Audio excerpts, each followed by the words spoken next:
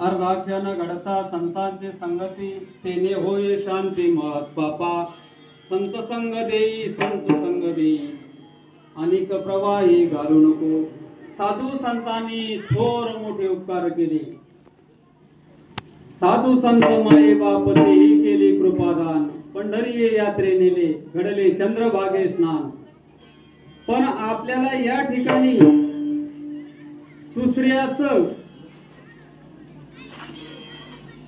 वाईट बघण्यामध्ये आपल्या बुद्धीला तो भ्रम झालेला आहे दुसऱ्याचं पण आता दुसऱ्याचं जर वाईट करायचा विचार केला तर आपले हात अगोदर काळे करावे लागतात तेव्हा आपले हात काळे केल्याच्या नंतर ते दुसऱ्याचं तोंड काळ करता येईल ना त्याच्यासाठी आपल्याला अगोदर हात काळे करावे लागतील कर्माचा भोग माणसाला पाप कर्म जर असलं तर पापाचं फळ पाप आहे आणि पुण्याचं फळ पुण्य आहे पापाचं फळ पाप पुण्याचं फळ पुण्य आणि कर्म कुणाला सोडत नाही कर्म साधू असला महाराज असला नसला तरी कर्माने कुणाला सोडलेलं नाही कारण कर्म जड असतं त्या कर्माला आपण त्याचा जर विचार केला तर साधू संत सांगून गेले की मार्ग दावून गेले आधी दयानिधी संत ते दुसऱ्याचं वाईट बघायचं जर ठरलं एका गावामध्ये 5 मिनिटं लागणार तसा 5-10 मिनिटं चालतं ना एका गावामध्ये दोघी जणी मैत्रिणी होत्या एक इथल्या नव्हत्या बरं का नाहीतर म्हणाल महाराज आम्हालाच बोलला तसं काही नाही इथल्या नव्हत्या आमच्या तिकडच्या होत्या मैत्रिणी होत्या त्यांनी दोघीने एक उंट खरेदी केला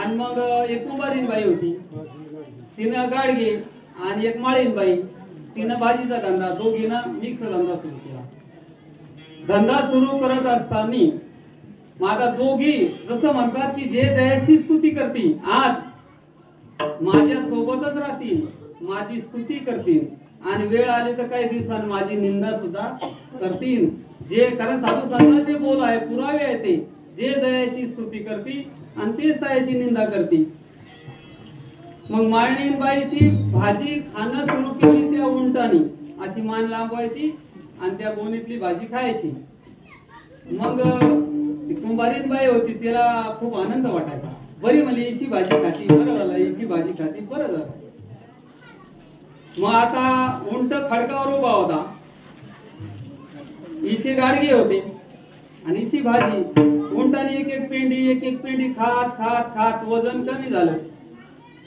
भाजीचं वजन कमी झालं आणि मग मडक्याचं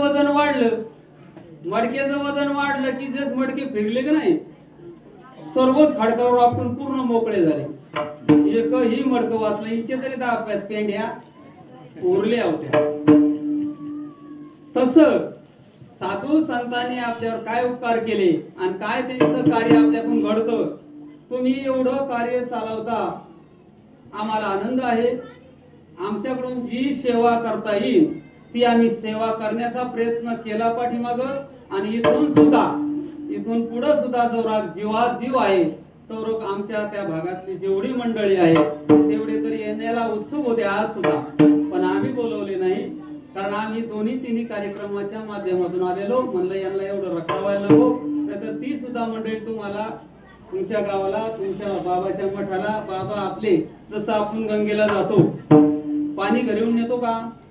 गंगेत जातो, पाणी आपण घरी येऊन नेत नाही, पाणी गंगेच तिथं फुकतो, पाणी टाकतो, वर काय घेतो, चुंबन घेतो, वर टाकतो, कुणाला अर्पण करतो? गंगेला. पाणी कुणाचं आहे? गंगेचं. अर्पण कुणाला करतो? मग गंगा आपली कोण आहे? गंगा आपली आई आहे आणि आपण गंगाचे लेकर आहेत. देव माझा आणि मी देवाचा. मग देवासाठी आपण काय करतो? काय देतो आपण देवाला?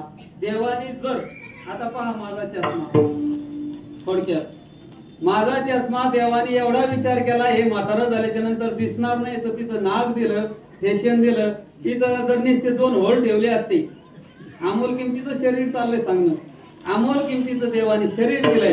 आता इथं नुसते होल जर दिले असते कानाला तर ऐकायला आलं असतं, पण शोभा नाक जर नसतं दिलं, किती जरी सुंदर असतं, नाक नसतं तर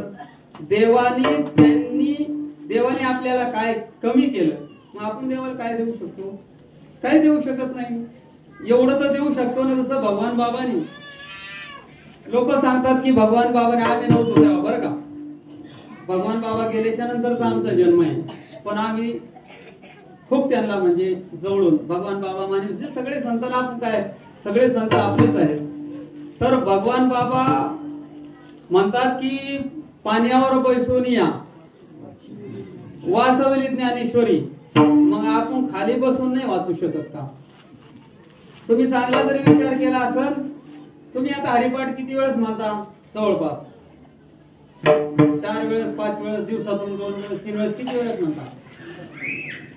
मी 40 हरिपाठ म्हणतो रोजचे. 40 काम करत असताना, काम करून पूर्ण झालं की कामामध्ये 40 पर्यंत हरिपाठ म्हणतो रोज. मग त्या कर्माचं फळ देव देणार नाही का? त्याला काही मागायची गरज आहे का? तो आंधळा आहे का? मुका आहे का? 40 वेळेस हरिपाठ म्हणलं, 5 वेळेस गाडी ठोकलं, एकदा नाही लागलं. 5 वेळेस एका महिन्यात.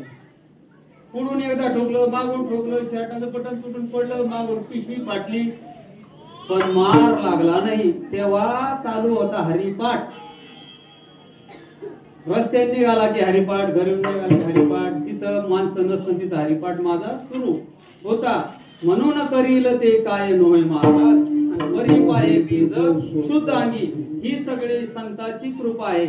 40 वेळेस हरिपाठ जेव्हा जेव्हा मार लागलं, गाडीने ठोकलं, तेव्हा तेव्हा मी विचार केला की बाबा मला हे जे नाही लागलं, कशामुळे लागलं नाही, तर माझा त्या टायमाला हरिपाठ चालू होता रस्त्याने चालत असताना. तर ही सर्व साधू संतांची कृपा आहे.